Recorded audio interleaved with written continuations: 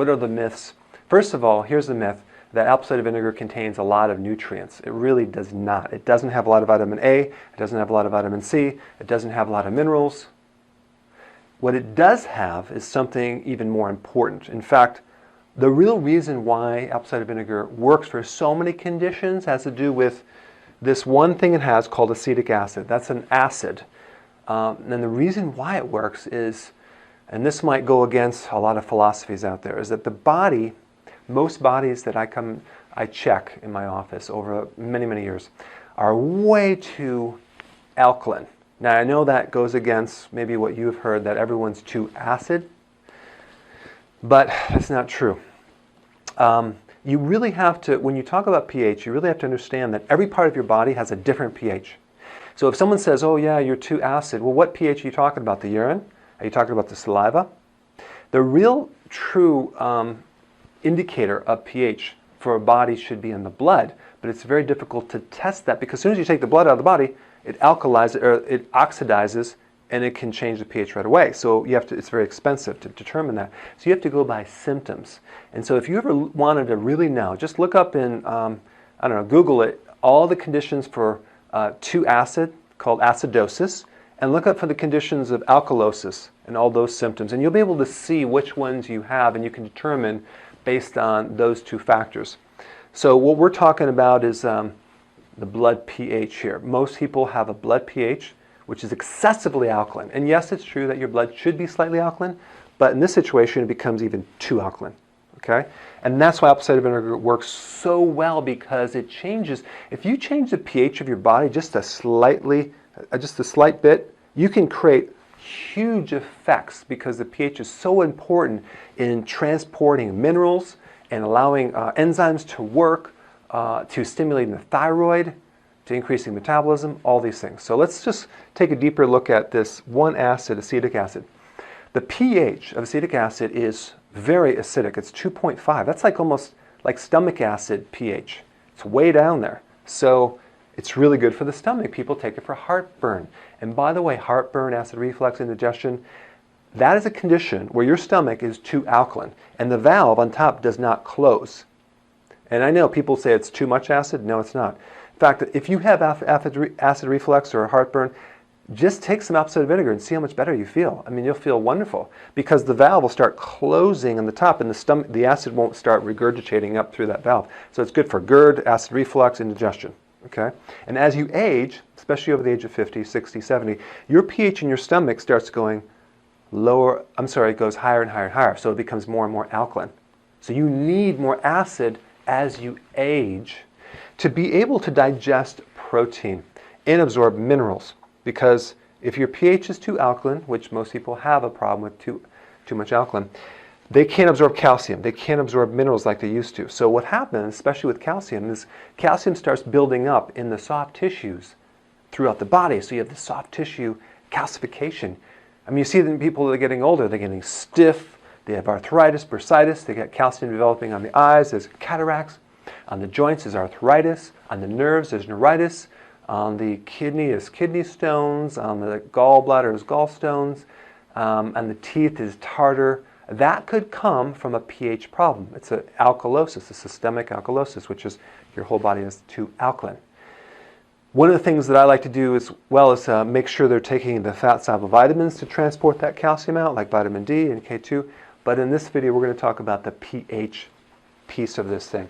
Now, what causes this alkaline state?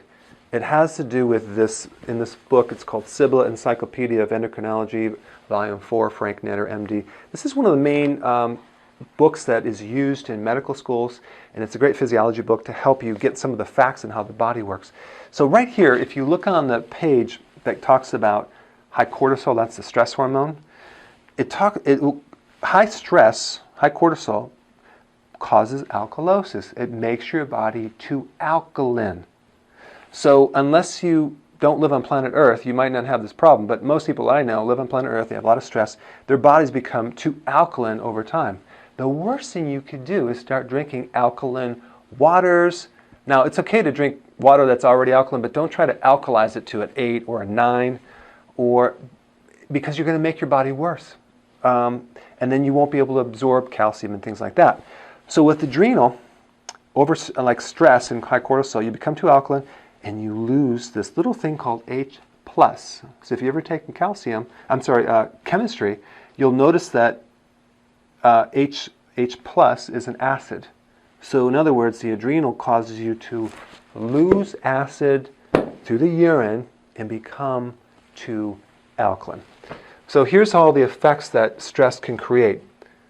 An alkaline body, which then blocks calcium. So you have all this calcium that plugs up everything, but it's unavailable to you, so you start getting the twitch on the left eye.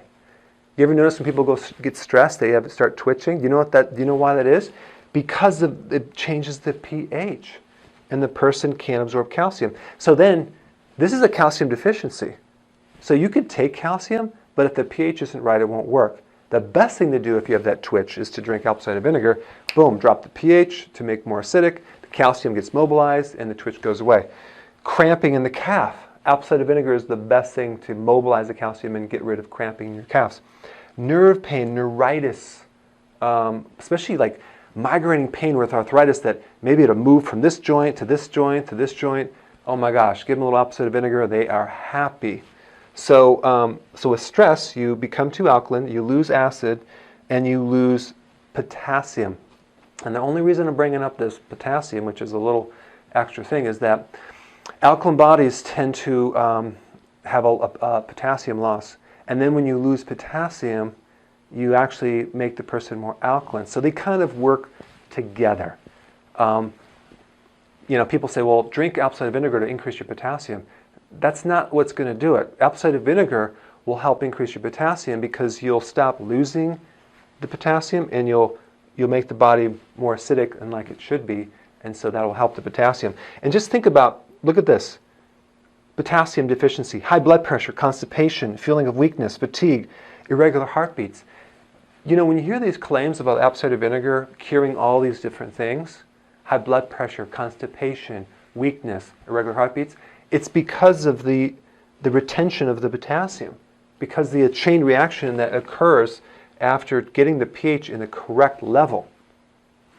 People that drink a lot of protein drinks, or they eat too much protein, let's say they do the Atkins diet, or they're doing this high protein diet, what happens, there's the waste from that protein, it's called guanidine. It's a chemical. Very, very, very, very, very alkaline. Okay? And so that can cause twitching, nerve pain, and a lot of arthritis. Okay? Even when you do like the ketosis diet and you're doing more protein, you may feel stiff, you might feel more arthritic. Drink some apple cider vinegar. It flushes this thing out so nicely. So apple cider vinegar is the antidote to the residue of high protein, or too much protein for your liver and your body. So it's a really good cleanser. So this acid, apple cider vinegar, helps absorb minerals, helps mobilize calcium, helps you digest protein better without the waste. It helps the immune system, and that's the last thing I want to talk about.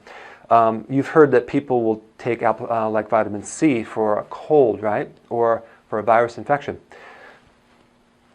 It's not the vitamin C necessarily that's creating the big effect, because most people aren't even taking vitamin C. They're taking a vitamin C lookalike, or a fake vitamin C called ascorbic acid, which is not really the true vitamin C complex, which again I'll have people disagree on this video. Because you can make synthetic vitamin C from ascorbic acid and cornstarch. Well, first of all, corn has no vitamin C. Cornstarch has no vitamin C. Ascorbic acid has no vitamin C. How can you take two things that don't have vitamin C, mix them together, and make ascorbic acid and think that's vitamin C? It's fake. The real benefit of vitamin C, or ascorbic acid, is the acid. You'd be much better taking the acetic acid to help your immune system. If you get a cold, if you have a fever, a viral infection, start taking the apple cider vinegar. It's really, really important. So these are the true benefits of apple cider vinegar, because it acidifies an alkaline body. So in the next section, I'm just going to show you a little concoction that I make and I drink on a regular basis. Okay, so let me show you how to make this. This is in my book, chapter 10. It's called The Cranberry Drink. It should be called the apple cider vinegar drink. Very simple, and you really should try this because it will help you lose weight. If you drank one of these before you ate 3 times a day, you would lose a lot more weight because it stimulates the thyroid and it acidifies the stomach. The only thing that I would recommend if you have a very slow metabolism is you may want to omit the cranberry juice. So you get the Bragg's apple cider vinegar. I like this the best. And simply a teaspoon in some water. Actually do 2. 2 teaspoons in the water before each meal. And some people say don't consume water before a meal, but this is an acid drink, so it's going to help stomach acids. But check this out. This is my favorite lemon juice, Italian volcano lemon juice. It's organic lemon juice, and this stuff is magical. It's wonderful, and you get it from the health food store. It's grown on these soils where the volcanic ash fertilize the soil. So you just do a teaspoon of this lemon right here.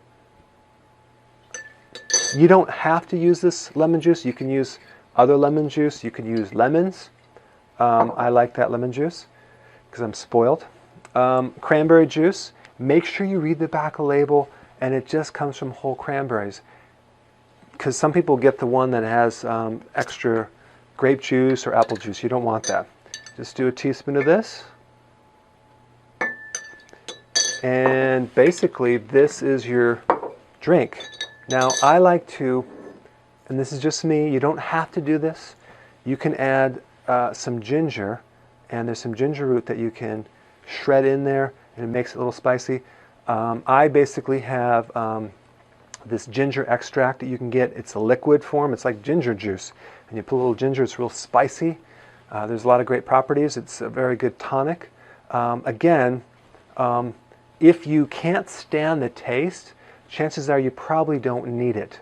Okay? If you really need it, you will crave it, and it makes you feel better. But I really want you to try this. Real simple. Drink this before you eat, and watch how much better you feel. Okay? So go ahead and do this, and